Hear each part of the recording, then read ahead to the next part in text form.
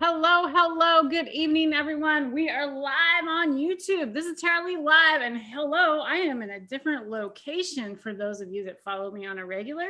Guess where I'm at? I'm at the DragonFly home in Eugene. Hello, hello. And I have an amazing guest on today. I've got DragonFly with me and a really awesome gentleman by the name of Terry Willard. So I am going to let DragonFly introduce him and tell you all about him because DragonFly needs no introduction on my channel. Cheers, y'all. Thank you so much, Charlie. I love your vibrancy and your energy, and it's perfect for the cleanse and the beautifulness of spring. Welcome everybody to our 21-day cleanse and our focus on the liver. We're really excited to bring to you another edition of how to take your power back and bring health into your realm. And we're really excited today to bring in Terry Willard, an amazing person that's become very close, like family to us. And Terry, you're just such a wealth of knowledge. I just always love talking to you about any subject at all. So to have you here today to talk to us about, liver and different modalities from different parts of the world, we're really excited to have you. And I wanted to give a little introduction to Terry. Terry has been like a lifelong herbalist. He has a PhD in herbalism, as well as Terry. I mean, the school that you're running, which is the Wild Rose College, is one of a kind. There's no other herbal school like it in the entire world. And you were just telling us before you came online that you have 2,000 people that are sort of a part of that hive and a part of that college, which is really such an incredible accomplishment. And whenever we come to your house, Terry will tell us about like 2,000 different compounded medicines that he has worked on in his life and helped multiple different companies and multiple different organizations and scientists to find out more about medicine. I go on and on. Coolest guy ever. Terry, you're amazing. And your whole family, of course. Your whole family. Please tell us about Wild Rose College and anything else that you feel. And this amazing, beautiful path. What this DEM educational series is going to be really focusing on is we're going to go through different parts of the body, and we're going to be talking about it and educating you all so that we become empowered and so that we learn about our own bodies so that we don't need to look to outside sources. So Terry, I wanted you to take it away, teach us about the liver, and add anything that we forgot about. Well, the liver is kind of a misunderstood aspect, but I like to think of the liver as an alchemist living deep in the castle, down in the dungeon, working at about 10 or 15 different projects at the same time, coming up with gold. So I'm saying it takes the junk of the body and transmutes into golden health. That's really what the liver does in various things. And it's when I do lectures among the medical community and we talk about cleansing and detox, and they say, you're all full of it. The body detoxes itself. Of course it does. If it didn't do that, we would have been dead a millennia or two ago, for sure. But what doing cleansing does is it really assists the process. It speeds everything up and assists it. And so we're going to talk about a bunch of herbs and various things along those lines. But the biggest thing is to understand that it has the liver has this transformational thing. It also in Asian medicine, traditional Chinese medicine, the spring is the time of the liver. The energy runs through the liver acupuncture meridian right now, depending on where you are in the spring. And that's why we think this is one of the best times. Well, the best time to cleanse is whenever you have a chance to. But besides that, if you want to put it into time, the best of the best of the best of the best is in the spring, where we are right now. Our household has been doing a preemptive strike before the Easter break to get cleansed up, because I live on Vancouver Island right now. And we're in full spring. There's no question about it. We got about 40 species that are in flower right now, which is kind of fun to look at. So it's just how to take that spring energy that's coming up right now and use it as an overall cleanse. So the liver is both complex, but very basic. virtually all the herbs you would use for this are what I like to call barnyard herbs. They're the ones that go in and transmute that manure into greatness.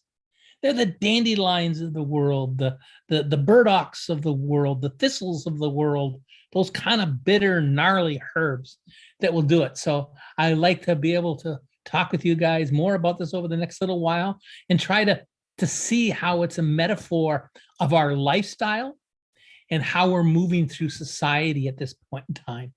But really understanding we're getting back to the basics. We're getting down with rubber boots on in the barnyard, getting all that muck and shoveling it all over the place, because that's what the liver does. Yes. And also, you know, all of the different herbs that we're going to be talking about is really helping that production of bile, which is, you know, even our emotional state, as well as what we put into our body and our physical state and what surrounds us. The liver also cleanses. So the different types of compounds that we may be producing when we're either stressed out or when we're overworked, that cortisol, or even when we're going through massive hormonal changes, the liver also has to really be, you know, dealing with all of that as well. So when we're going Kelly, that's very astute of you to be able to look at it that way, because you're right. It does demetabolize all the hormones. And hate to say it, if we didn't have the liver to demetabolize it, we'd have permanent PMS, or some people would, because we'd have gridlock of hormones in our body. Not a good picture. You can imagine what it would be like in that case. So we need the liver to go in, demetabolize, throw out what the old stuff doesn't need, and get that revitalized thing so you can have that vitality shooting through us. That's what it does. But as far as emotions are concerned, the emotions that relate mostly to it, well, you know what they are? They're anger, they're jealousy, they're competition. Oh, yeah. Those emotions there will clean it out. So it has a morphic resonance with those emotions. So if I have a patient that comes in as angry or has a lot of jealousy or those things, I immediately know they have a liver problem. So as a herbalist, I can either, do I work on the liver or do I work on the emotional aspects? Well, I'm one of those people that likes to do D, all of the above. And so I'll work on flower essence to work on that. And I will also want to use some herbs to root around in the barnyard and get things cleaned out so we can move on. And that's awesome. I love that. And also the eyes. I know when people are feeling like their eyes are not working properly, that's a really other symptomatic effect that people have. Like, you know, people say, my eyes have been hurting me, or I'm not being able to see very properly. Or even women, when they're really PMSing or right before, they're really angry or they don't have a lot of patience. That's another thing that the liver is a good telling thing. When you have a lack of patience and you move towards anger rather than sadness and confusion, that's a really like forward movement and a heavy power of stagnant liver. And I feel like if those energy and that emotion goes on for a long time, that's just telling us that the liver is just more stagnant. It has some more cleaning out to do. Or maybe just like you were saying, you know, those are barnyard herbs. Well, maybe we could also look at the liver like a barnyard that we actually have to clean out, you know, the stables. If those emotions are starting to stink, you got to get rid of them. If those hormones are starting to stink, you got to get rid of them. And that's what a spring cleanse is all about. It's the rejuvenation. But I think you're also very astute. Again, you've almost described perfectly the acupuncture meridian for the liver and the gallbladder, which are kind of, you know, twins, as it were, because the eye is the outlet of the liver in traditional Asian medicine. And so, yes, there's no question, styes in your eyes, all those things, this point here, an acupuncture point, these are all aspects of being able to do that. You know, if you've got jaundice, it's the yellow and the white of the eyes. These are all phenomena that are things that we can test with it. But there's another bitter herb we can use to really test how the liver's functioning. And it's coffee. Yes, black coffee, which is bitter, will go right to the liver. And the liver has various enzyme systems that work to cleanse it. I like to think of kind of like, well, you're going to the fairground and you want to get on the big Ferris wheel and you're going around and around. So the chemicals go in there and go around and around and around. But when all the seats are filled with bums on the Ferris wheel, they can't fit any more in. So that's our holding load of chemicals that we can do as it goes around and around. While we're doing that, we might have got there early. And so we get on the Ferris wheel, look down at all the late people and they're in a big long queue. Those are the toxins that can't get into the detoxification thing. By the way, for people interested, this is called cytochrome P450. And this process here actually whirls the chemicals around, especially the hormones that you're talking about. So to make sure it's working properly, it also demetabolizes simple chemicals like caffeine. So if I get up in the morning and I drink a cup of coffee, I should be urinating it somewhere between 3 to 6 hours. If I'm smelling it in my urine in 2 hours, my liver's running too fast. If I don't smell it for 8 hours, that means my liver's running too slow. That's a great, simple, homemade diagnostic technique to know if you have a sluggish liver or your liver's on speed and you got to chill it out. And by doing that, we can really know where we are in a cleansing system, where we can do that. So there's 2 cycles. Yeah. Okay, I got a question. So you say smell it. You actually can smell it? Yeah, I know it's easier for a guy to smell it than a woman to smell it just because of maybe that's anatomy. the problem. But you can. It has a very, very distinct smell. When you back up from the toilet and you look at it, there's a very specific caffeine smell. And once you smelled it, you'll never stop smelling. This is the only reason I drink coffee. And because it's a medicine and a technique, I have to get organic coffee. And because I want to compost it later in my garden, just kidding. I like coffee because it's great. It's one of the gods in the Mayan world. Heck, it's important. But the long and the short of it is it has a very distinct smell. Once you're used to it, you'll never forget it again. Okay, so something that I do notice that makes my urine stink, and then this is like probably a whole nother, is asparagus, right? So would that be a test at all of that? It absolutely is, because it also works into the same cytochrome P450. Now, that's a genetic test. It only smells in 45% of the population and doesn't smell in the other 65 or 55. So it's a genetic marker also, and it really shows what enzyme channels you have in the liver for that smell. Now, I know an awful lot of people that won't eat asparagus because of that, because they don't like the smell. But I think you're getting a little too personal with people if they're worried about the smell of the urine. I mean, if your lovers and friends and stuff like that are visiting your toilet and smelling it, then you might have to worry about it. But the rest of the time, it might be just part of that cleansing process and helping you know how well you cleanse your body. And like these tests for other people to hear about is really just giving them more empowerment about their own body. And the more sort of like self-tests that we can do, whether it is, testing our pulse, that's a lot of the basic things that people do, or people test their heart rate or their breath rate, their respiration rate. But another one that I know that you can do is you can eat whole corn.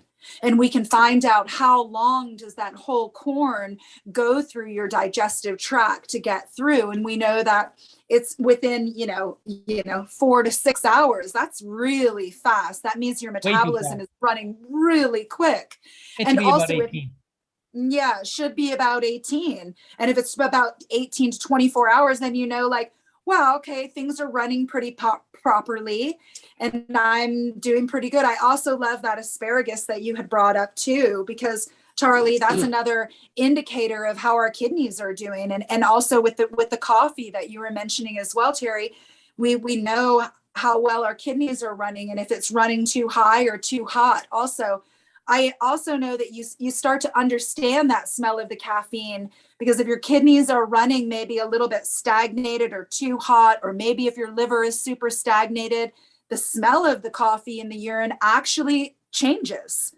So I think if you start paying attention to that sort of caffeine smell, and I really love this. Do you have any other little hints, Terry, about? Well, of course, when you mentioned the corn, for the GI tract, certainly charcoal pills will make a specific line. It's the most specific of them. Or beets, one of the herbs that we often use for the liver itself. It will do it. And how many patients have I had come into the clinic says, I went to the bathroom and I peed and it was all red and my poop was all red and am I dying inside? And I said, you wouldn't happen to have a beet salad last night, would you? Oh yeah, I like beet salads. They're really good. Then I don't think we have to worry about it. But yeah, there's two different phases. The next one, phase 2 of the liver really responds to how acetaminophen, Tylenol, works and how it flows through the system. If that's not working, you'll get kind of a cloudiness in the urine. You can do it by a lab test and know exactly, but it's a little bit more, what should I say, esoteric in this aspect. But I want to remind ourselves, a long time ago, everybody had a liver. What am I saying? Oh, we're going back about 3 to 4 billion years ago when we only had one-celled organism. And every cell has an endoplasmic reticula. And an endoplasmic reticula is the liver for each individual cell. So whenever we're working on the liver, we're also working on every cell of the body's endoplasmic reticula. And that's the liver there. So it's a morphic resonance of it. You're not only just cleaning the liver, you're cleaning the whole body with that kind of thing. So it's kind of neat to see how we kind of work like one of those Russian dolls, you know, a doll within inside of a doll within inside of a doll within inside of a doll. And we're just one level. That's exactly what's happening within the universe right now. I mean, look at our society right now. I think over in Europe, they're going through a little bit of trying to get the stuff out of the barnyard right now in the Ukraine and the Russia and stuff like that. They need some kind of cleanse. Maybe they need an ego transplant or something like that. Or maybe it's an ego bypass. I'm not quite sure exactly what the prognosis would that be. But the point is, these are morphic residents of our environment as they are our internal function. So what really bugs us on the outside is also bugging us on the inside. So we have to pay attention to that. And I mean, it's a perfect time of the year to be able to spring forward and look at all those nice little plants out there and get thrilled by the crocuses and the daffodils. And of course, the cherry blossoms are out now. I mean, how can you be sad when there's cherry blossoms around? That's the truth. And I love the idea of thinking of the cells as part of the cleanse too. And it brings up the need for hydration and the need for water, and how water, is a driving force, the hydrogen within our cells, that powers our cells. But also I think part of the reason why we do a liver cleanse in the springtime is partly like to address that fatty liver sort of condition that may come from being inside all winter. Maybe you're drinking, some people drink alcohol but it doesn't have to just come from alcohol. It can come from processed foods or just overeating, anything, everything, overeating calories, even just calories in themselves. And we tend to eat a lot heavier in the winter. Let's face it.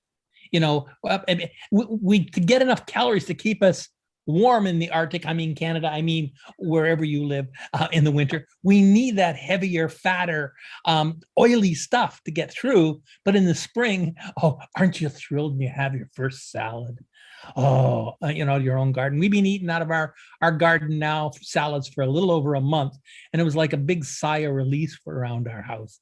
The miner's lettuce is out. Oh my God. The nettles, we're eating it like crazy right now because it's in season here and it's perfect. So it's that springing forward. The nature's telling us what to do to clean out all that oily crap we had from the festive season, from the, eating a little bit too much, the Chinese New Year's, the Western New Year's, Christmas, so you name it. There's a reason to party, and so you might as well do it. Whatever. And that's why we're doing a preemptive strike for that. And almost for sure, we'll have nettle spanakopita, one of my favorite Easter dishes.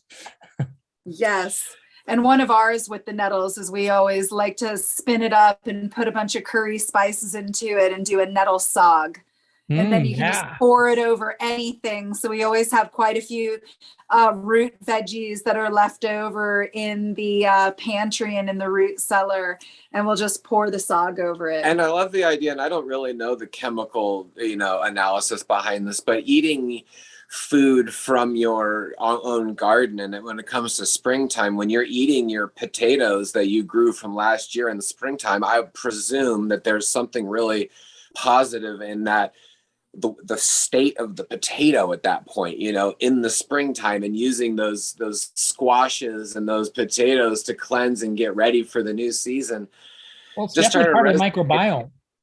Yeah, the intelligent microbiology about redoing it in the spring, or even, as you were saying earlier, composting a lot of that stagnation. We just opened up a squash not too long ago, and the seeds on the inside were starting to sprout, which is a perfect example of like everything that we're doing right now, this 21 cleanse and springing forward. And no matter what, composting and regeneration and renewal wants to happen in the spring.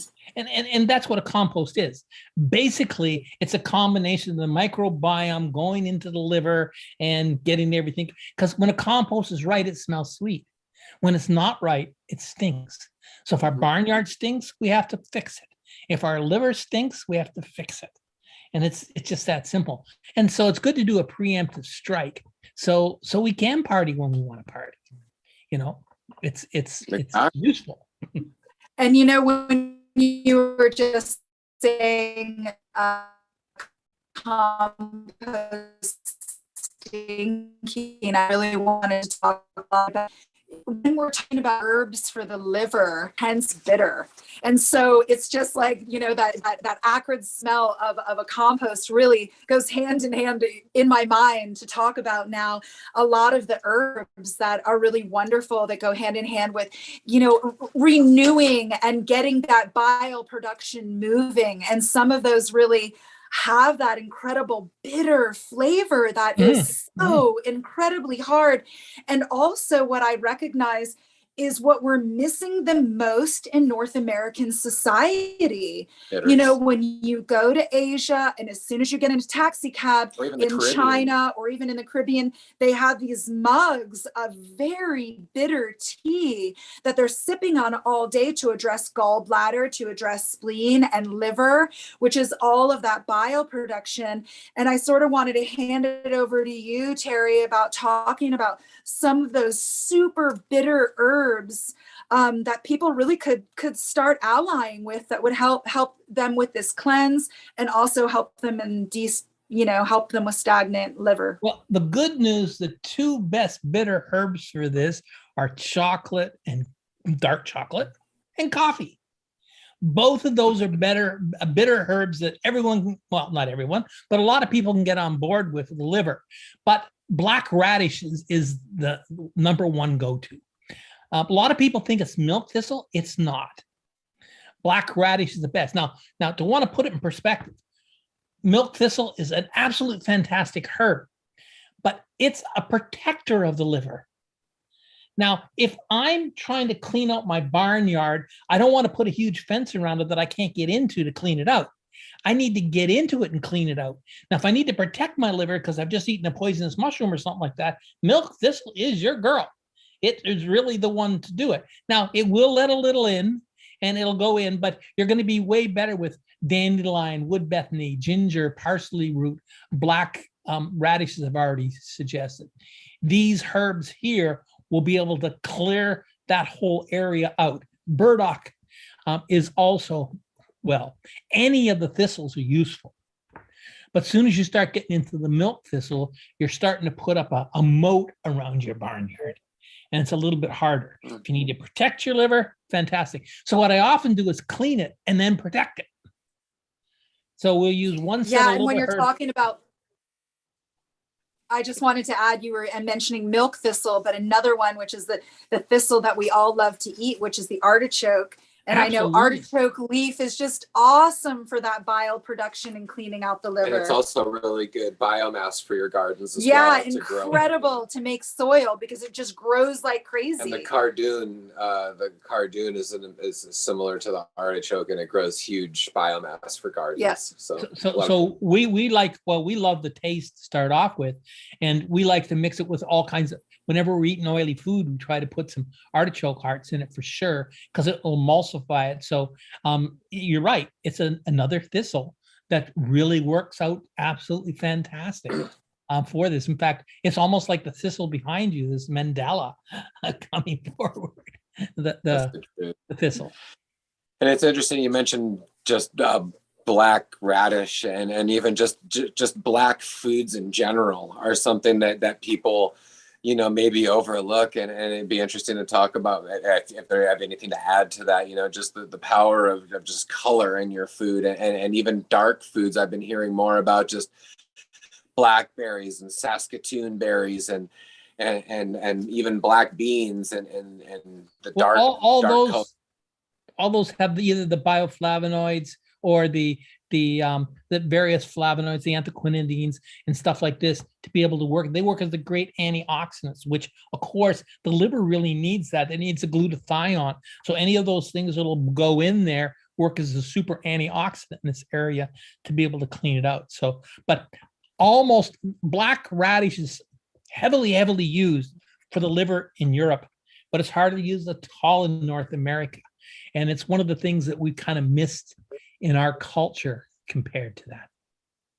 Another one is I wanted to mention and not overlook just the really basic Brassica or cruciferous family, because it has that sulfur containing, in the tissues of the vegetables. And when you take the really dark leafy greens of the brassicas and you lightly steam them, that's also really wonderful for elimination. And it helps also protect the liver as well as produce that bile. And those bitter salad greens, there's endives, things like that. Yes, they're absolutely good. Radicchio, the radicchio, all these things are turnip tops and stuff like this. They're extremely good for the liver, that bitter flavor, and they're very much a part of especially Asian culture, but they're very much a part of many cultures around the world. And that makes them a little bit more balanced. We're a little bit more on the prissy. No, I like it sweet. Where's my frappuccino? I don't really want to taste the coffee. I just want the effect of the caffeine.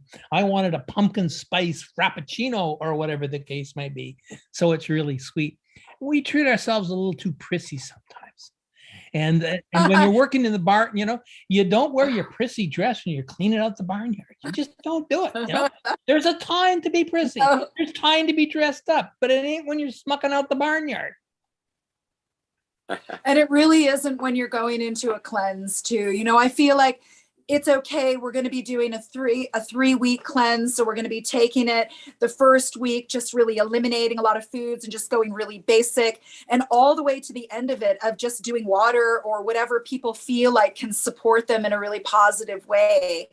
And I feel like for me, when I'm going into a cleanse, because I've been doing them every year, multiple times a year for so long, I want to go deep. And in that depth, there's part of me that really feels like I want to have that potent medicine and really have that super bitter flavor on my tongue, as well as, really feel it in my body. And that really leads to one thing that I really ally with during cleansing, as well as when I'm doing any liver detoxification, is Cascara sagrada. I just feel like it's not one that I feel like people should take for a long time, but it works with that systolic reaction of the lower colon, and it adds that extreme bitter that really helps with elimination, and it helps the bile production inside of the liver, which then turns to the gallbladder. I don't know if you wanted to add anything else to Cascara sagrada, because it's so great for cleansing. Cascara sagrada is basically the matriarch herb for Vancouver Island and, it's Pacific Northwest in general. All the way down to Eugene. Yeah. Yeah. It's very much. And so we have ones here. It's actually one of the most common herbs for me to utilize in my clinic over the last 45, 50 years. I've used it with all kinds of people. Now, I know there's a debate, can you use it long-term or short-term and stuff like that? I'm totally convinced if you balance with the right herbs, you can actually use it long-term. It's either that or have, colon cancer. So it'll keep that whole thing moving down. And you got to realize that if you take it for too long, this is how the whole thing came down to how medicine said you can't take Cascara sagrada for too long. If you take it for more than 3 weeks in a row, the anthraquinone in there actually is a tannin that dyes the bottom of your bowels black. And the mucosa. It dyes that. So when they were shining flashlights up the nether regions, they would see that and they go, aha, herbal abuse syndrome. And I think they're coming to the wrong conclusion here. I think the conclusion is really you shouldn't have people shining flashlights up your nether region. That's the answer for me. That being said aside, there's all kinds of clinical studies proven that there's no long-term habit-forming function of using Cascara sagrada long-term. And it really does have as you say, a peristaltic muscle action in your intestinal tract. It works different for different people. But even when you look at Cascara sagrada, holy bark, it really was given that name when the Spaniards came around up into California to come along that way, and they went and talked to the Indians and said, we've been eating this hardtack and all this stuff for a long time. We're having a hard time pooping. And they gave them a bunch of Cascara sagrada, which is very bitter, by the way. And they called it holy poop. I mean, whoa, this stuff really worked. And that's how it got its name, Cascara sagrada. And that's its common name, of course, it's Spanish common name. I really loved it that you said that because I could not agree with you more. It's definitely, if I have to name like the top 12 herbs that I feel like I prescribe the most often, Cascara is definitely one of them. I feel like it sort of clears the slate so you can see what's going on. It immediately makes a lot of people feel better. And also, Paul Pitchford says the same thing in his book. He also believes that it can be used. Yeah, Healing with Whole Foods. And he says that he thinks it's an incredible bitter because North America is missing, North Americans are missing so many bitters that to add that one in your daily, everyday life really only brings about wellness. It's something that I even use really often. I feel like in the summertime, when the energy is really high, I'm drinking a lot of water. It's not something that I might need to use, but definitely coming out of winter when things are more stagnant, when my liver is taking a little bit longer to process and eliminate, it's just such an awesome one.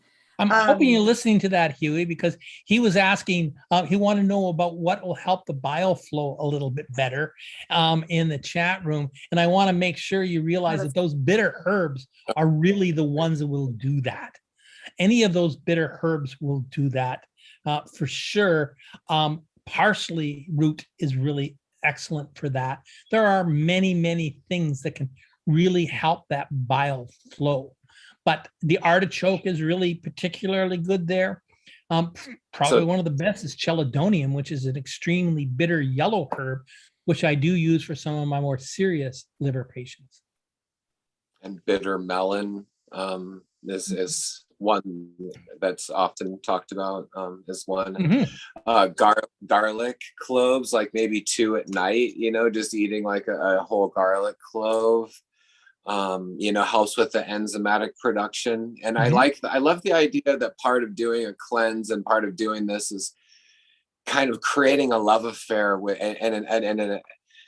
with that organ, just learning about the organ and just the color of it, the shape of it, the actions of it, and just learning about it so that you can understand it more and where it resides in your body. And I love that, these foods bring that to life. And I like that the liver, you think about the liver as a filter, but in a way it's more of a flusher. And so to give it foods that help create those enzymes, or the gallbladder producing the bile to aid the liver. These foods help the mechanism of the liver to produce what it's doing. So rather than thinking of it, maybe correct me if I'm wrong, it's not as much of a filter as it is producing these enzymes, which helps it pass through our body. And so getting these I think both are right, to pass actually, through. Because really how the liver works, and if I could share my screen with you, I'd show you a whole bunch of things. The liver itself is a tremendous capillary bed. So it really is exactly like a filter. Things are going through. It's like the sieve you're going to use when you're cleaning your pasta. But just like any good cook knows, you don't want to take that pasta water and throw it down the sink, because it's the basic for all kinds of sauces and soups and stuff like that. So the liver collects all that and actually throws it over to the gallbladder, and that flushes forward. So if we want to look at this marriage, we'll say the liver is the great filter and the gallbladder is the great flusher. It's kind of like water collects up in your toilet and then you pull the plunger and whoop. So it builds up in our gallbladder until all of a sudden something comes along, needs to be flushed, and whoop, we clean it up. So D, it's both of the above. It's both a filter and a flusher. And, I immediately, the herb that comes up that both helps stimulate the liver and also flush the gallbladder is ginger, because it heats it up as well. Ginger is like so amazing. Yeah, turmeric. That's another one. And both of them are sort of that yellow to orange, and what they actually do is they help hinder some of the cytokines and some of the pathogens that help disrupt the liver. So it helps say, hey, exit stage left, don't bother anybody, don't give us a hard time. That's what ginger does. Like, hey, we're just going to pass on through, we're going to add a lot of heat, we're going to get it to a nice place. Go ahead, It's Jerry. very, very important for the liver, the ginger. In fact, almost all my liver formulas do have ginger in. But there's still a question in the chat room about medicinal mushrooms in the liver. Yes. Yes. So it really does come down to our favorite. The mushrooms themselves. They really communicate quite a bit with the microbiome. And they really communicate with the mucosa going through the whole digestive tract. And I'm using the word communication here instead of really talking to chemical analysis here or a chemical thing. Because the way I see it is these medicinal mushrooms, they come into the liver, and it's kind of like that, little bell on the side of a ice cream truck that you hear all the kids run to it. Well, it's doing that. It's singing a song, but in this case, it's hallelujah, hallelujah, hallelujah, hallelujah, hallelujah, hallelujah. And all the microbiomes look around, all the organisms, they go towards it. And then it starts peeling off parts of its own body and making sugar out of it and feeding them. And so they feel content. And if the microbiome in our body feel content, well, that really helps the liver, because who can be jealous when you're content? Who can have anger when you're content? Who can get into those liver rages that people have when the medicinal mushrooms are in your body and you've got that contentment? So it's not a straight biochemical thing. It's an energetic thing that I think is very significant from a whole universe. But this is one thing that ties the celery root together, the chocolate together, the bitter herbs, and the mushrooms. They all have a chemical in it, a quinone may it be, called PQQ, that's only found in stardust and those substances.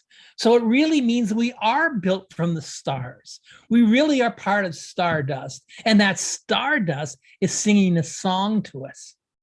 And it's singing that song actually to our mitochondria, because our mitochondria are the, should I say it, the train that could, it's the energy loader in our body to work through. It's exactly, it's moving along, getting everything moving, giving the energy zillions of times per second. And that's giving us that uplifting spring energy that we're all looking for. And of course, the liver needs a lot of it. It has a lot of mitochondria in it. But when you look at that, you look back at some of the original Star Wars thing, you got Luke when he's a little kid and he's being educated, and he says, "What's the Force?" He says, "Well, the Force is a thing called the mitochlorians, and the mitochlorians live in our cell, and we can tell if someone can feel the Force, they have a lot of mitochlorians in their body, because that will do it." The mitochlorians, or the midichlorians, sorry, were mapped out of the mitochondria. The mitochondria, if they're rejuvenated, they're actually reflecting the Force. May it be with you.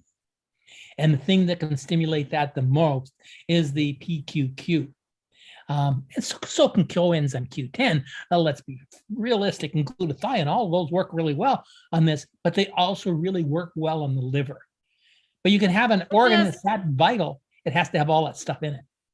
I'm sorry. I just know all this talk about stardust and stuff. I feel like I want to hear somebody say, "Luke, I'm your father," or something. You know? Luke, I'm your father.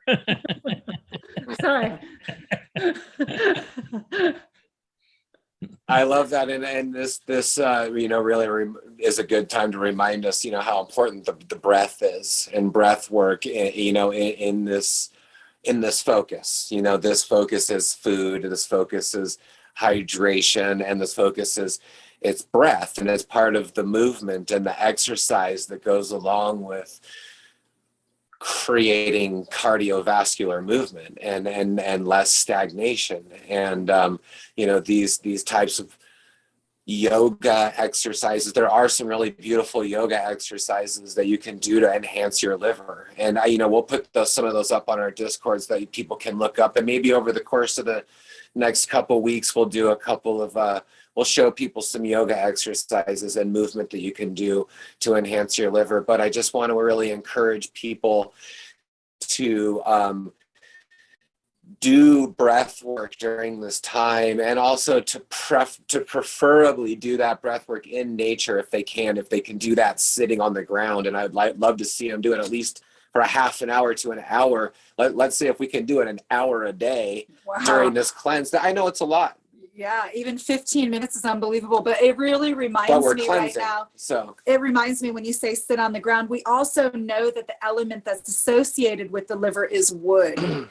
And there's so many different Qigong and Tai Chi movements that involve living trees, because there's, again, here we are in spring, and the reason why the liver is representative of wood is because in the springtime, the trees get hydration by bringing it deep down inside of the earth, all the way up to the very tips of the branches, so that it can grow. That's during the day. Now, if that water stayed inside of the tree during early spring, and then it frosted, which is what happens here in the winter time, that tree could totally die. So what happens is, just before dusk, the tree then drains all of the water back down into the ground. So it's almost doing exactly what Terry is talking about. The mechanism of the liver and the gallbladder moving together are exactly that same beautiful mechanism of what we can envision is happening with a tree. And if you want to use and do a really quick exercise program, you could take your right foot, because that is where you are racing, and you put it up against a tree or even hugging a tree, help release stagnant liver qi. And I would really is that involve wood and utilizing wood to release liver qi. And when you think of it, the whole process behind what you just said is levity. Mm-hmm. Yes. If you suck on a straw, you can only take liquid up about 15 feet. If you're a really good sucker, you can get it up to 30 feet. But a lot of these trees are hundreds of feet and hundreds. So it has to have levity. So the tree has to take its own water lightly to levitate it up into the heavens, just to be able to release it again. Now, if that's not Qigong, I've never seen Qigong before. The trees are masters at Qigong. and they're magical too, and their longevity enzymes, the fact that they've grown for so long. We've talked about this a lot. One of my favorite things to do this time of year is eat the trees, eat the tree tips. And maybe it's worth talking about catkins, since the catkins are coming out right now. I would imagine maybe they have something to do with the liver, maybe not, but it's just these tree tip energy that's going on with the pine pollen coming up, in our area. I was looking at and seeing cedar pollen in the sun the other day coming out. So it's beautiful to watch the forest come alive with the balm of Gilead and the cottonwoods and everything to bring us this spring medicine. And I really wanted to add super quickly, because we went from the medicinal mushrooms, which I feel like which grow on the trees. So I'm going to Levitate. bridge this gap here. Exactly. Those medicinal mushrooms have incredible intelligence of the ability for that tree to have levity, as well as all of the nutrients that it picks up within its own body. It puts into a lot of these polypores. I'm specifically thinking about tree polypores because, to me, when I think about liver cleansing and liver thyme, I'm thinking about they're very bitter, they're very potent medicine. The red-belted polypore, the artist conch, the turkey tail, the amadou. These are all so bitter to the palate that I immediately think of liver thyme, as well as they Absolutely. are also, they're exuding so much energy and vibration in the spring. It just seems only like a good time. And I wanted to add the adaptogenic qualities and nootropics, and the nootropic rebuilding qualities. And I personally think that you mentioned the red belted polypore that a lot of people don't pay any attention to. I'm just thinking that this is a polypore that in the spring gets that little red thing around it, because look at me, I got my little tutu on here. Pay attention to me, because that little thin polypore film around the thing, the red, is really very beneficial for this cleansing and modulating immune function.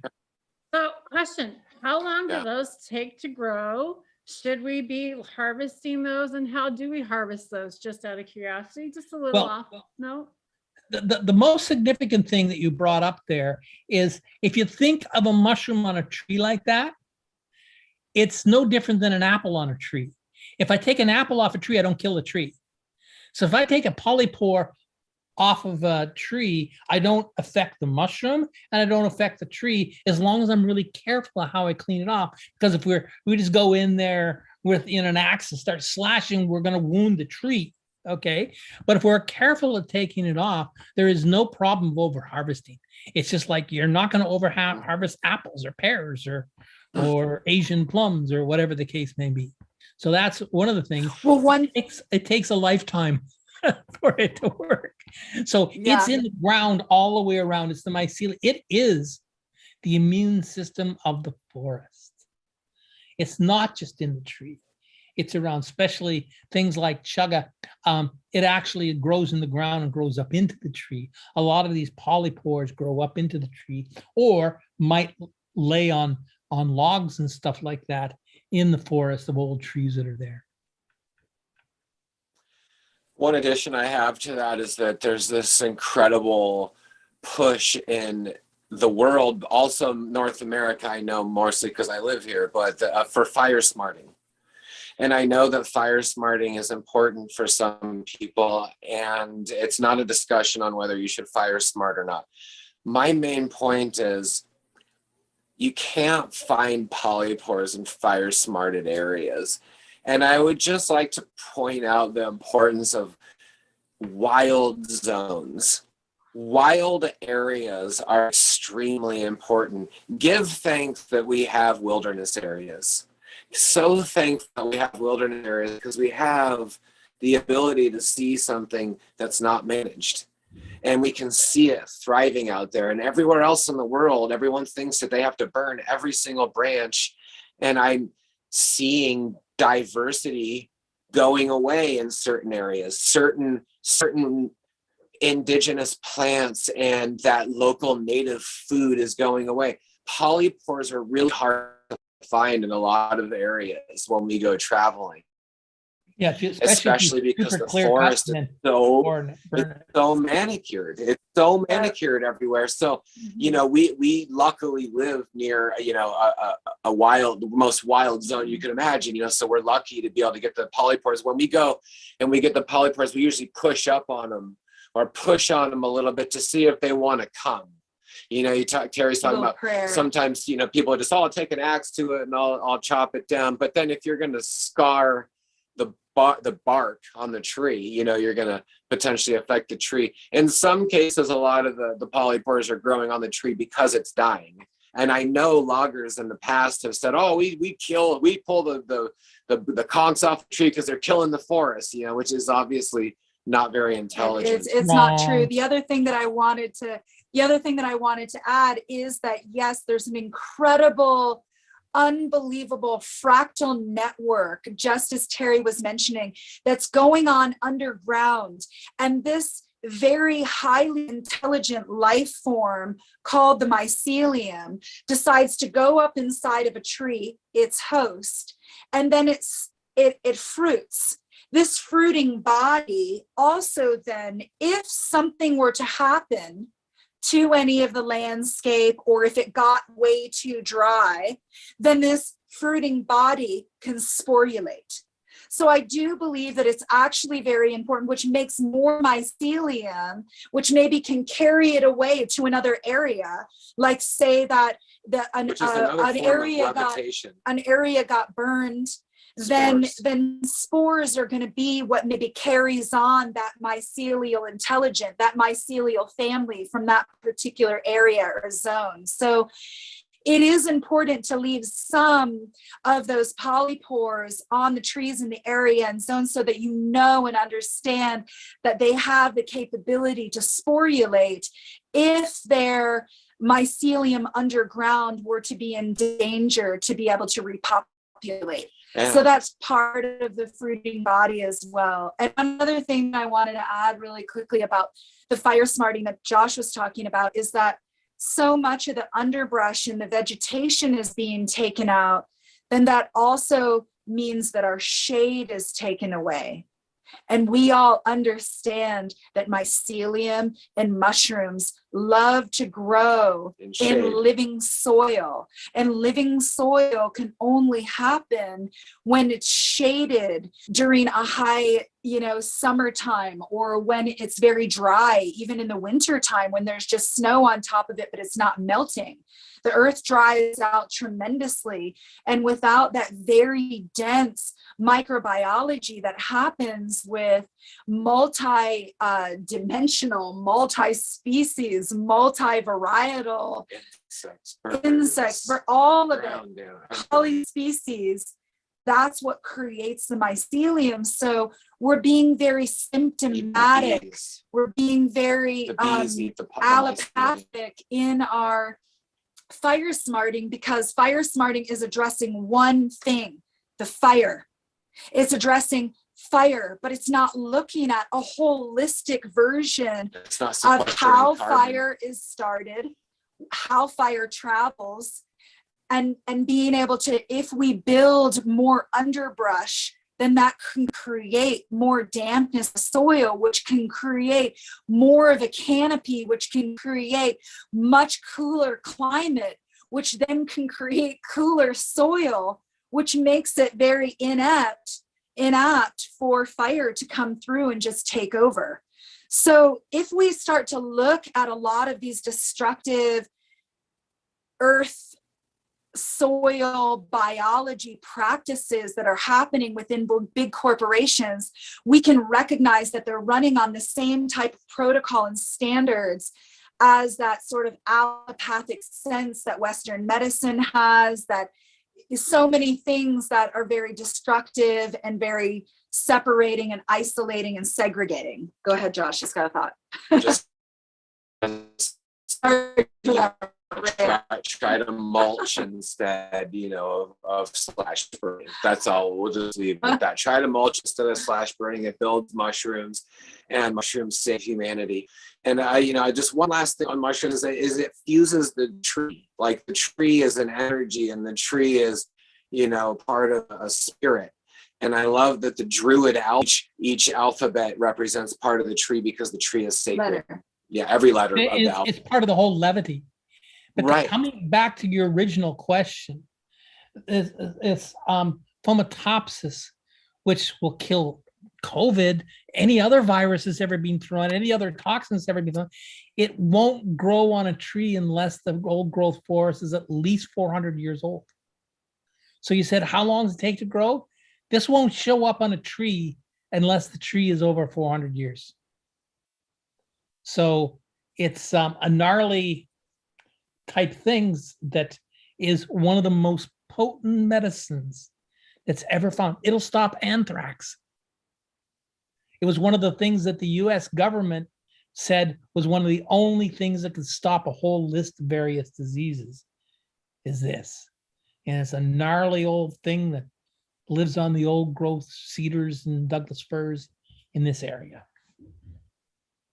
And then that just goes to show you that how are we as a society, I'm not even going to say society, I want to say as an entire human species, this is a red belt, how is it that we are valuing or looking at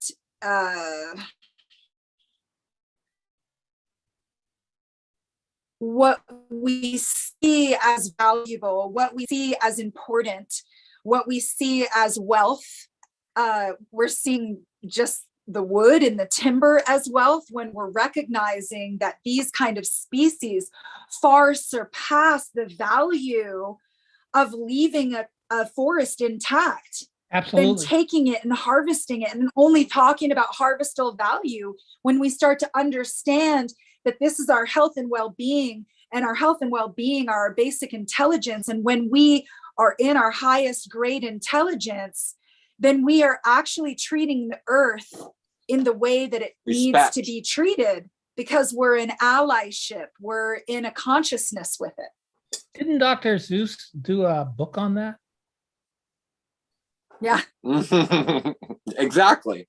That's the point. That was the whole point of the book, I think. Yeah.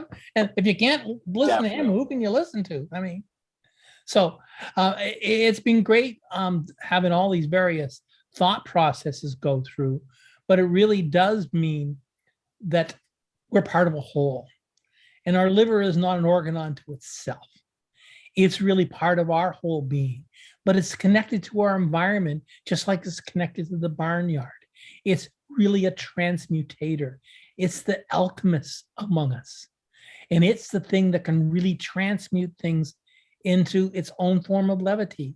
That's why in the spring, when we want to get lighter and we want to get ready for our summer hurrahs and stuff like that, we want to clean out our liver. We want to work with this, because if we don't have that anger, we don't have that jealousy, we don't have that competition. First of all, we don't cause wars, but besides that, we actually feel healthier in our own body. And that's significant. It's the most significant. When we feel good, we are good.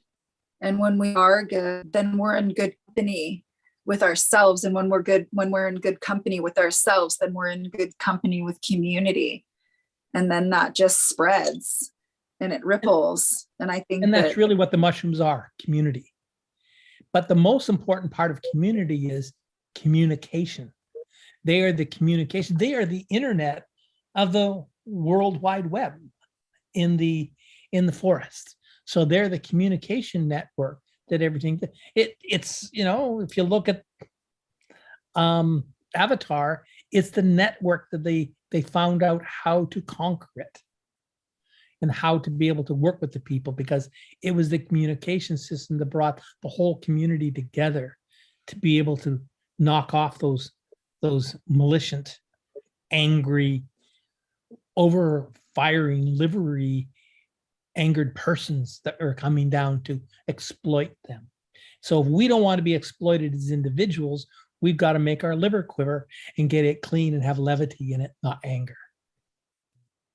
I totally agree. And if you were a group of people or a person that was wanting to take away the power of humanity, the very first thing that you would do is take away our connection to nature. And the very first thing that you would do in that connection to nature is you would recognize that it's actually the mycelium that is the true communicator and the connector into not only our mitochondria within our own brain and our own action, but as you said, it's the underground networking. So if you were interested in taking away our power, you would go to those places where the mitochondria of the forest, which is the mycelium, was the most rich, which is old growth forest. So there's a part of me that doesn't really wonder why maybe there's a subconscious and an unconscious need or want for a lot of these liver hungry corporations to want to take that very valuable information which comes from the old growth. Maybe it's something beyond words or a value that we put as far as a commodity and what it's worth per board feet. Maybe it's so much more valuable, you know, on their side to see it gone, while so much more valuable on our side to survive and thrive. Just a thought.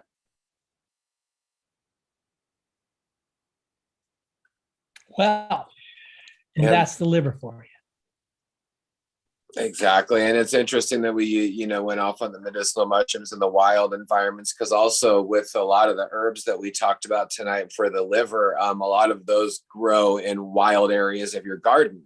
Mm-hmm. You know, it's often weed killers that are killing a lot of these medicines that we're looking for. If you look at traditional agriculture and traditional subdivisions, let's just say even subdivisions, like kill weeds, you know, go into the not natural food stores, but like any garden store or Home Depot, and you're going to see tons of all of those fertilizers that say weed and feed are killing all of your fungus. All of it. And also every single weed that you're trying to kill is basically the medicinal thing that we're trying to bring into our diet. Wait a second. I just want to get this straight. Are you telling me the pharmaceutical industrial complex is actually doing things to our farms and our forests to destroy the liver of our thing? Or is it the pharmaceutical things that are giving pharmaceuticals to patients to destroy their liver so the rest won't be able to work? Maybe they're in cahoots with each other. Maybe it's the educational system that totally backs all of this from the time that we're very, very, very small. I think the educational system is not smart enough. They're just manipulated themselves, but they haven't studied their own books yet. But the point is, these harsh pharmaceutical petrochemical functions will destroy the environment. They'll destroy the liver of the planet. They will destroy the liver of the community, and they'll destroy the livers in our own body. And that's why you need to do a cleanse every once in a while, to go into the barnyard, clean it out, gussy it all up, so, you know, the new spring can come in and we can be involved with levity. We can eat our spring vegetables. We can do that kind of thing.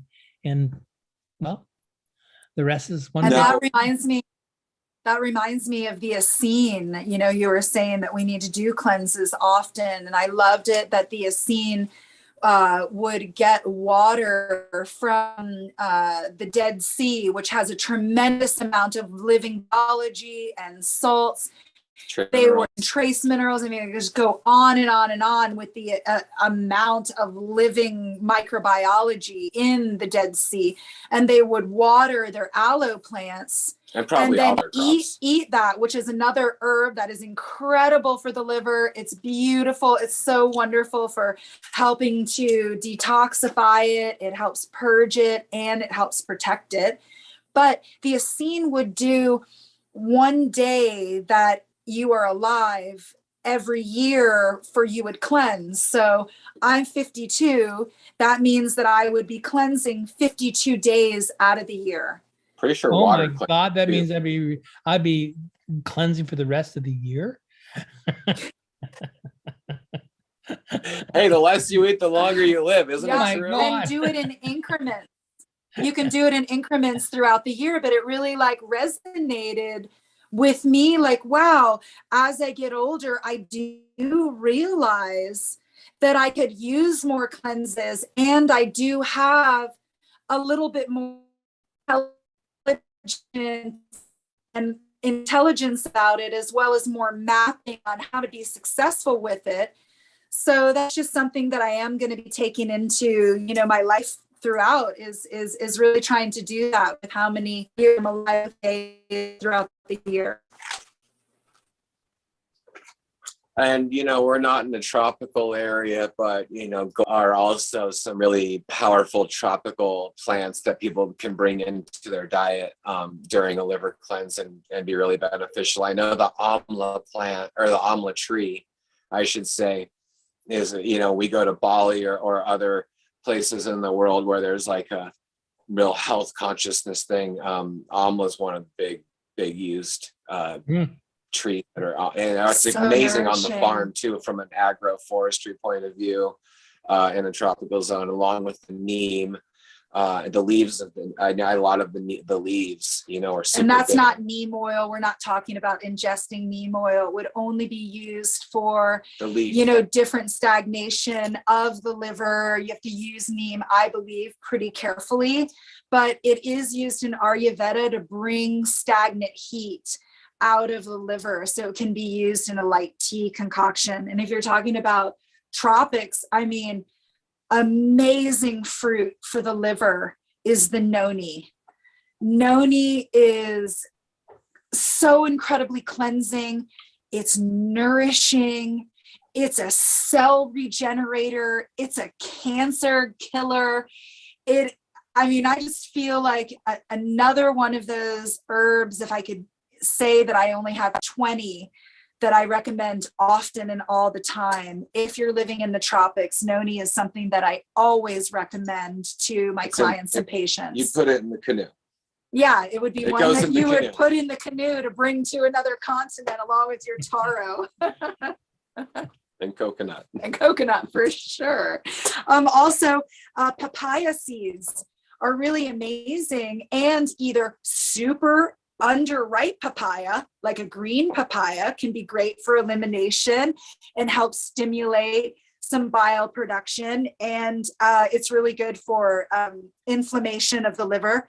Also, a super overripe, really gross, that tastes like bile papaya can also be really helpful in cleansing. And I don't know if you, and soursop, that's another one. Amazing. Do you have any more to add, Terry, for tropics and cleansing? With people well, from all over probably the one of world? my favorites for this would be, it's called Padarca Lapacho or Paudiarco. Tahiba. Yeah. This one here is one of the classics for being able to cleanse, to work with the quinones in the body. It cleanses, it works on cancer, it works on all kinds of things. So it's a very proliferous tree in large parts of the tropics, especially in South America. And I think it's one of the great herbs too. Yeah. And I was thinking another one is King of Bitters. That is definitely one that when I'm traveling, I like to keep in my travel kit. It's something that I would take every day because it's just such a great anti-pathogen. And I missed what you were saying. I said King of Bitters. The King of Bitters herb, the leaf, is something I just love. Also for the tropics, it's something that we take in Bali because it's so plentiful there, and we can make tea out of it really easily. And talk about bitter. And there's, because I thought, because it broke out there for a while, there's one that they really use in Belize a lot, and it's called Jackass Bitters. And it's bitter, right? The Jackass Bitters is actually one of the greatest herbs that you can come up with. It works on all kinds of things, and it's used in the Caribbean quite a bit. the jackass bitters is a good one. That's One that we incredible. haven't really talked about at all, and is still one of my favorite, is there any with the berberini alkaloids? This would be barberry, this would be mahonia, this would be golden seal, this would be golden root. All of these are Oregon grape. Oregon grape, yeah, same. They all have berberini in it or hydrastin in it. And it's very specific for working on the microbiome. It's very specific for the liver. It's very specific for cleansing. So I've often given it to colleagues when we're going any kind of trip into the tropics. Don't forget to take your yellow pill. Because if you take your yellow pill every day, And you're not gonna get all these tourist diseases. And I just wanted to add, when I hear Yeah, berberin or berberine, depending on how I know, of course, Terry is pronouncing it properly. I always mispronounce all these things. So I'm thankful whenever I get to talk to you, Terry, that I get to pronounce them properly. But I know that a really full alcohol tincture is really wonderful. If you're going to be making medicine out of berberin, a strong berberin plants that have this type of alkaloids in it, it's really nice to make a tincture. Tinctures are really easy to make. I know we could probably go off on this, Terry, but I usually like to do my tinctures at least one full moon cycle, 28 days, shake it often, really grate up the roots in there, make sure that the alcohol for a lot of herbs that you just mentioned is going to make the alcohol turn quite yellow or orange. And that's just a really awesome herb to take. And I really encourage people, a part of giving, taking our power back and feeling empowered is being able to make our own medicines. And you can make another berberin, high in berberin, is dandelion root. And dandelion is here as the very first flower for the pollinators to be able to survive. And it's also here as the very first medicine for us to survive, because before we were in modern day society, we might have been lacking in a lot of basic nutrients that might have brought on a lot of parasitical infections for us during the winter time. So using these roots that are high in berberin, especially in like a tincture form, or even chopping them up and eating them raw, you could do it's pretty intense in your mouth. It helps get rid of a lot of those pathogens on a microbiology level, as well as on a macro level, like with worms and different parasites. Terry, did you have something to add there? To look at how powerful this chi is, when white folk came down into North America, there was no dandelions in North America. They were brought over in the first boats as medicines, and they've taken over North America, especially the pristine lawn. That's its environment. Wherever you got compacted earth, it won't grow in uncompacted earth. If you try to make a flower bed to grow it as a medicinal herb, it won't grow there. It'll only grow in places that have been, run over several times with a truck, or pathways that are walked on, or lawns and stuff like that. So the two real big invasive species that we work on, there wasn't any earthworms in North America either. They actually came over as ballasts in the bottom of the boats, and both of these have taken over North America.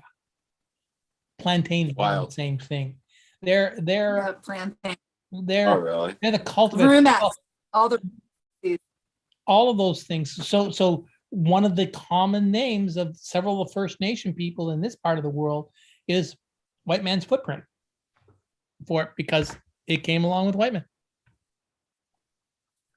And yet another one, because we are, such advocates for different types of plant medicine, there is lots of different psychedelic medicine that does also hold that tremendous bitter value. When we talk about peyote, or eating or partaking with mescalito, the San Juan, incredibly bitter, as well as a lot of the different concoctions that go along with the ayahuasca.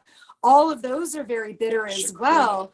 The chacruna, because they're stimulating the liver to have a reaction with the rest of your body. It's all part of the wheel running properly, which then we can go into cannabis is an incredible bitter. So juicing cannabis leaves, especially a lot of your males, so many of us out there are cannabis cultivators. A lot of people are growing their own. Once it's really tall and it's got a lot of vegging and it turns out to be a male, and you might want to not be keeping that pollen because of your neighbors or because you don't want to just be making seeds, you can juice that, and you don't have to have it all at once. You can put the juice into ice cube containers and then put it into a plastic bag, so you can be having a little bit throughout the day. Or the year, because for that the matter. Cannabis juice is yet another amazing liver tonifier. It's an eliminator. It's a great anti-inflammatory, and whatever you wanted to add, Terry, to that. Well, especially if it has the CBG in it. So I like to look up like Lord of the Rings. One ring brings them all together, and it's cannabis. It's the one that brings all the rest of the herbs together. It's the ring that lets the magic. But that kind of brings us over to a thing that Kanamama is asking on the chat thing. She has a bunch of frozen Oregon grapes in the freezer. Can she use that to make the tincture out of? That's the grapes. That's more to make jellies and jams out of. You need the bark on the roots or on the young stems in there. It has to be the yellow. The berberini that's in there is not very. There's a little bit in the grapes or the fruit, but only a little bit. I hope that's answered your question. Barks and roots. That's a good conversation. That's a lot of things that a lot of people have left out. And you know, Yeah, the roots are I yellow love to talk too. about that. Really That's say. awesome. but I wanted to say that for Kanamama, if she has a tremendous amount of Oregon berries in her freezer, it is awesome to make a body wash with that you can add witch hazel to or vinegar to, and you can do a soak with that because it's more aqueous. When we're talking about making medicines with berries or things that have a lot of water in them, then you might want to either be mixing your alcohol half water and half alcohol, or you could be doing vinegar as an extraction, or of course just steeping things overnight and having teas. So never underestimate that. But those berries are really nice as an antifungal, antibacterial tonifier, both for skin and wrinkles, and it helps rejuvenate your cells as well, topically. Just adding on that. And Zentanol, he brought up the whole thing about pyrolyzing the alkaloids. I do not have a real good reason why he brought it up here, but they are hepatic. They call hepatic venous occlusion. And it can become from some forms of comfrey, hellebore, several other plants in that whole family. Just because it has a pyrolyzing alkaloid, it doesn't mean it's toxic. Really, a lot of things, echinacea has it in it too, but it's not a toxic pyrolyzing alkaloid. So pyrolyzidines are not nasty things. What it does is it just makes the growth of the veins in the liver almost like varicose veins, and therefore the liver can't work as that big filter we talked about. I hope that's answering your question, but it's not really kind of a question. And also what I could add to that is when we're dealing with the plant kingdom and the plant world, we're dealing with an unfractured, fully capable plant.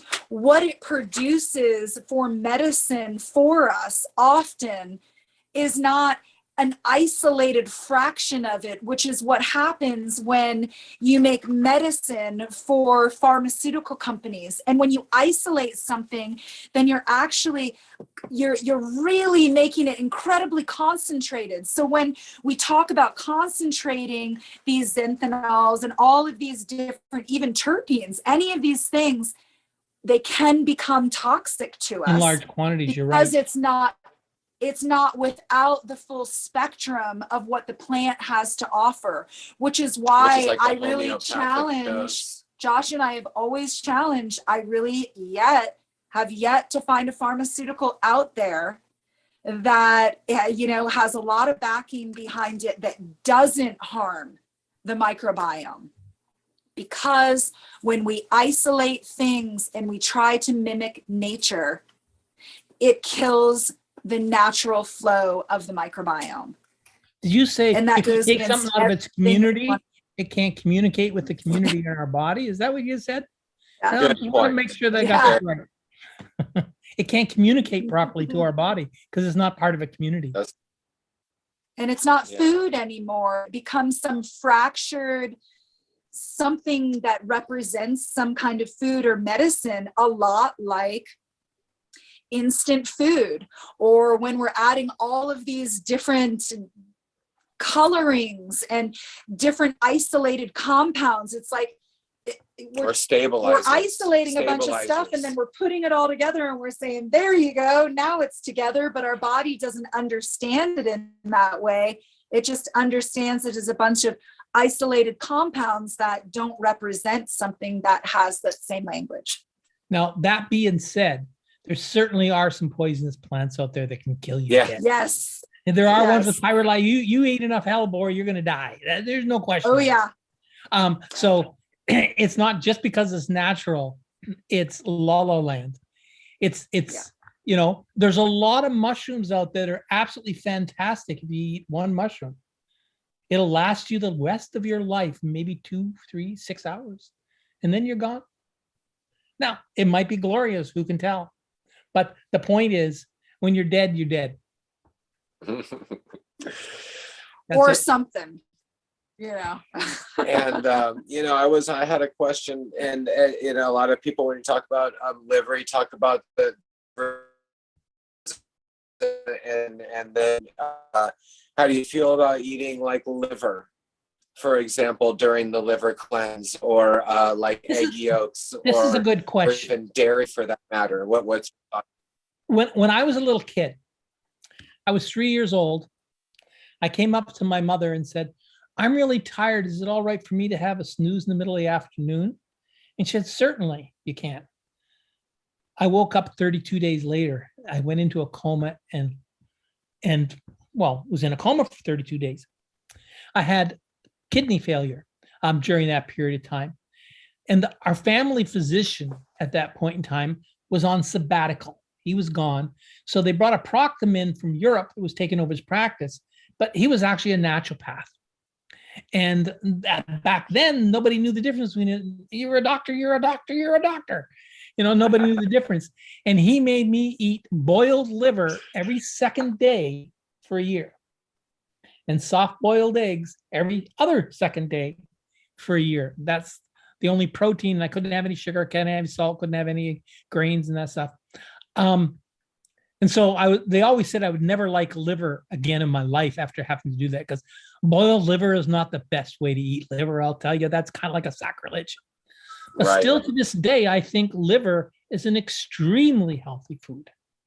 Yeah. If it's a clean liver, it's very cleaning for your body. I don't care if it's chicken livers or goose livers, or if it's cow livers. If you're not a vegetarian or a vegan and you eat meat, liver can be very good and very cleansing during a cleanse. It's Okay. kind of like, but point that's most important is it has to be a clean liver that you're eating. So you want to know, you want to get up fresh with the person that owned the liver in the first place. Who grew it? Where did it come from? What did it do? Is it organic? Whatever. So, user beware, but liver can be fantastic. Which really leads into every single herb that we're talking about, whether you're wildcrafting it or wherever your source is. Make sure that it's either being grown organically or it's not being harvested by the roadside where heavy metals from the exhaust can be reaching it. We have to be very careful in thinking that, all herbs are good for you, because we have to discuss what a good herb is. And a good herb or a good liver or good food means that it's clean, it's pure. And unfortunately, it's harder and harder to get purity in our food because of the way that glyphosate travels, because of the way of NPK and the wash off of fertilizers. We could go down that long road. So it is really important that cleanliness is what creates the medicine from the beginning. And that's why regenerative farming is so important. And I know everybody here on this panel today and a lot of people watching are steeping themselves in regenerative agriculture. And when you're steeping yourself in regenerative agriculture, that means that you're starting with the soil. And if you're starting with the soil, then you're awakening microbiology at your fingertips and underneath your nails, and you're putting it into the air. That means that you're ingesting it, and we're creating a whole new microbiome that's more an ally with nature that brings that higher intelligence. I always say it's great to listen to humans talk, like you all are listening to us talk, and it's great if it resonates with you, but there's nothing like nature to get a real lesson of why we're here, what our soul path is, how we need to be in the world, and what kind of problems we need to solve within our own body. And as we move, through towards, the maybe the ending of our conversation, I'd just like to really, this is a time for us to explore food. It's a time for us to explore our body. We're facing potential, the fear of food shortages and this whole thing. So, part of it's just becoming more self-reliant and self-aware.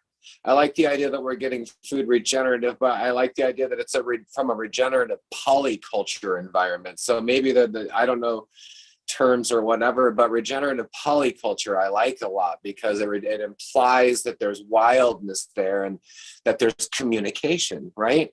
And we know the plants are making the medicine as they're alive, as they're living, and without proper communication, they may not know what their potential is. So I think the medicine of cannabis and food, gets enhanced in a polyculture system that's deep soil, that's mulched, that has someone walking through it every day, telling it how much they love it. And I love the idea that we're exploring going to seed swaps in the spring. We're trading bushes, we're trading trees, trading mycelium.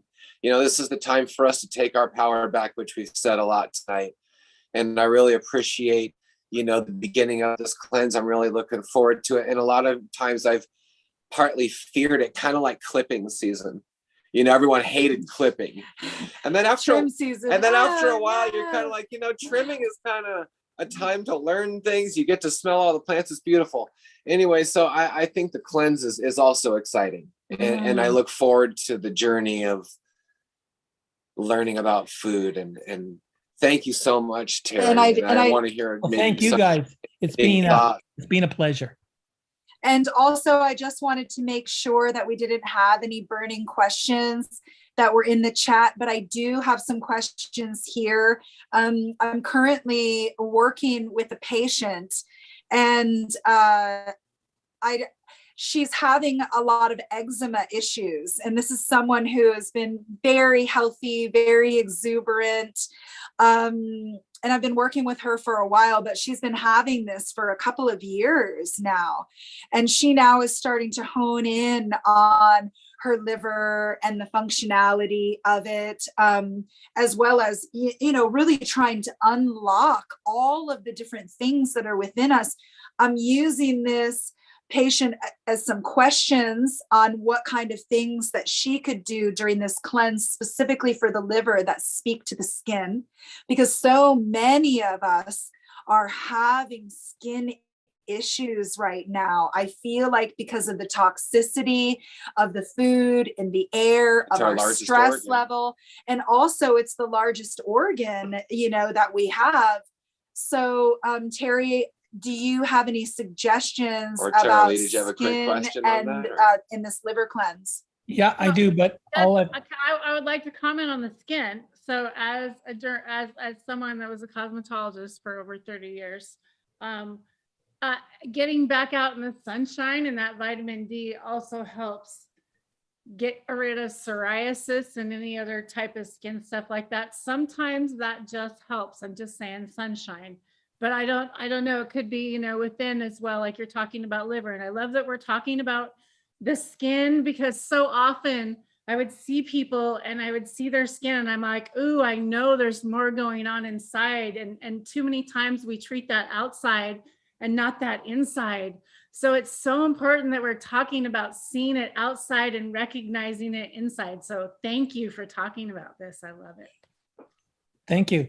I consider eczema, psoriasis, all a disease of the liver.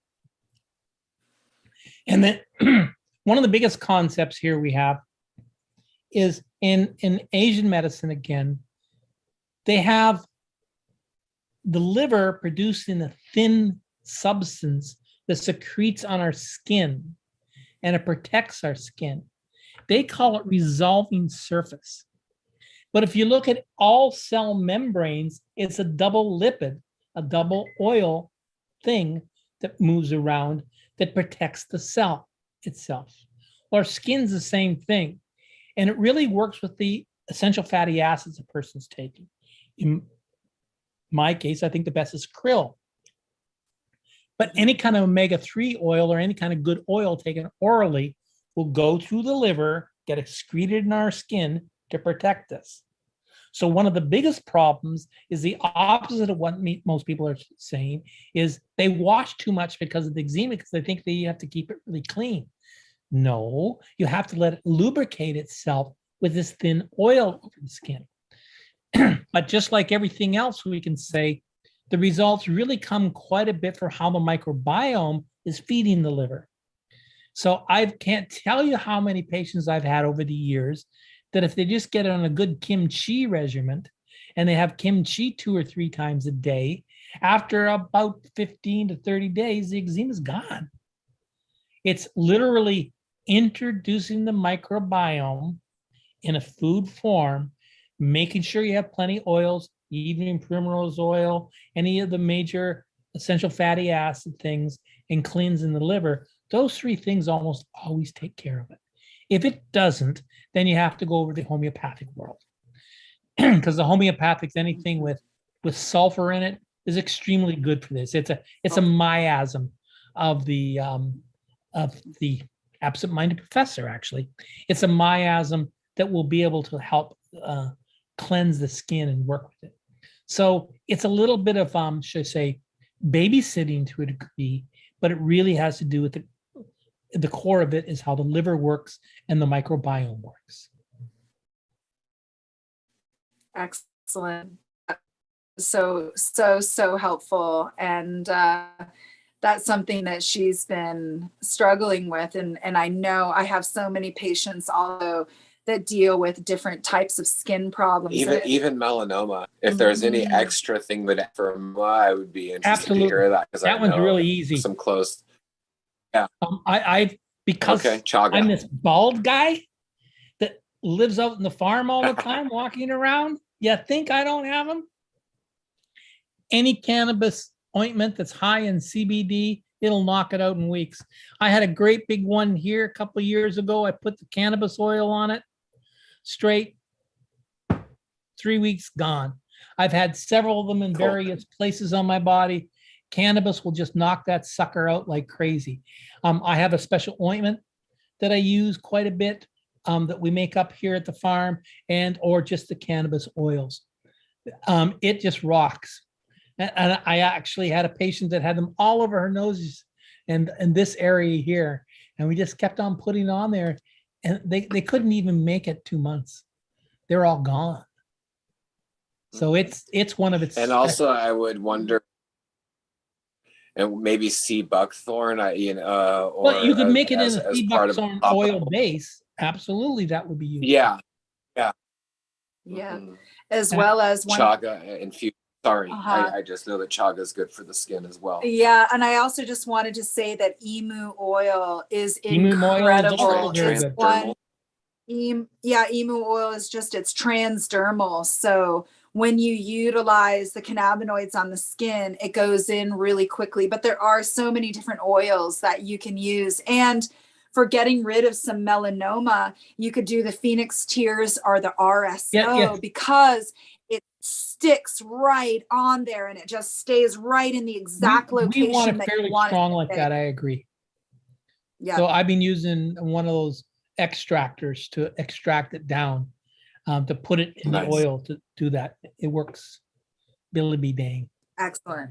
So if anyone wants to find out anything more about the whole liver alchemy type thing, my blog, drterrywillard.com, you can just look at the liver section in there. It's about 5 or 6 blogs long. Or if you want to find out any more of these things, Wild Rose College, we have webinars going on like this continuously on our, our what do you call the Wild Rose Village. And again, there's thousands of people who are joining and answering questions and stuff like that. So I'd like you to be able to carry this conversation on with the whole Dean group to be able to see that. That's really exciting. And I would really love to just re-say that again. Wild Rose College is a really beautiful resource to people. There's so much there, so much education. And so just look it up. You don't need me to tell you about it, but like Terry said, there's different ways to engage within the college. You can take courses, you can be a part of a village, which is a question and answer. And we really appreciate that type of energy. And also what Yarrow, your son, and everything that he puts into it. Along with the, all the herbs that they put out from Harmonic Arts and everything. And we're just going to be wrapping it up to know that this is just the beginning of our 21-day cleanse. So please go on to Discord. There's a large group of people that are on there.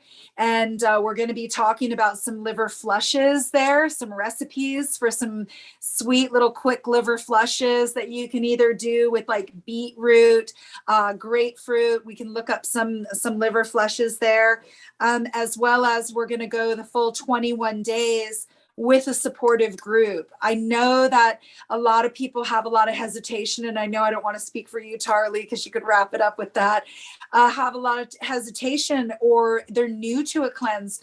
We're just going to go really slowly into this. We're going to answer a lot of questions, and you can create a cleanse that you can be successful at. You don't need to do anyone else's cleanse. You can create one for yourself that's at the level that where you feel successful. So come on over to the Discord site. We're going to have that on our Instagram, as well as Tarly is going to probably put it on this YouTube. We'll just gave you the link, Tara, if you didn't see that on your We'll message. also have this on our YouTube page to be able to share it, to continue these conversations about the amazing alchemist, transformer, the liver. And thank you so much. Let Terry have another thought if you would like to wrap and Tarly, if you have a thought. I'm done. Okay. I'd also just like to point out, I really love and appreciate Alexandra and everything that Alexandra Loophole online. Amazing woman. We'll put her up on our story. She just has really beautiful how-to garden things. Also regenerative. I don't want to say what she does because she does so many things, and I feel like if I say one thing and not all the other things, it's not as powerful. Very holistic. Amazing woman. I just want to point her out. She's really amazing, and to look up Alexandra. Tarly, any last thoughts? I really appreciate you guys being here tonight. This is like an amazing, great conversation. I'm really looking forward to actually doing a cleanse. I really haven't done a cleanse before. I know you guys did it last year. I really didn't do it. I chickened out. So, hey, it'll be interesting. And I love it because over on Discord, it's going to be great. Everybody get over there on Discord. If you don't know what Discord is, it can be for your computer or for your good old smartphone. Everybody can get on there. Everybody can get available. It's free. It doesn't cost you anything. It's a little awkward at first. If you have any questions, reach out. We'll figure it out. We'll help you out. It is really difficult at first because it is a little confusing. But there are YouTube videos on how to do Discord. You can even check that out. So just to throw that out there, you need to get over there because that's where all the information is going to be. Drake and I also have an amazing Discord that has Jadam information. That's kind of what we've been really specializing in. Drake's been specializing in that. So we kind of been doing that. But I super appreciate you guys being here tonight. It's just, I don't normally go live at night. So wow, it's just, been great to all this knowledge and all this information. And first time I'm getting to hang out with Terry. I really appreciate you being here. And God, I love all the old books behind you. And like, it looks just cool. And I just wanted to wrap it up this evening with everybody who is listening out there. I just want to send so much of my heart energy and heart space. I know so many people are going through difficulty right now. Breath, stay with your breath. Know that you are here for a purpose. Know that you have a very important role on this planet. And I think that it's incredibly important to find that within your community, find that within yourself. We all deserve self-love. We all deserve community support and community love. And I really hope that everybody is reaching out to loved ones and talking about what's going on with them during these difficult times. And I just want to let you know that we see you, and please reach out to us on a DM for anybody that is in need of some immediate support. So much love. Thank you all so much for joining us this evening in uncovering the mysterious alchemist, the liver. We'll see you next time. Thank you so much. Blessings. One more thing before you go, everybody give yourself a big hug because we all need it. Love you so much. Have a beautiful evening. Bye, you all.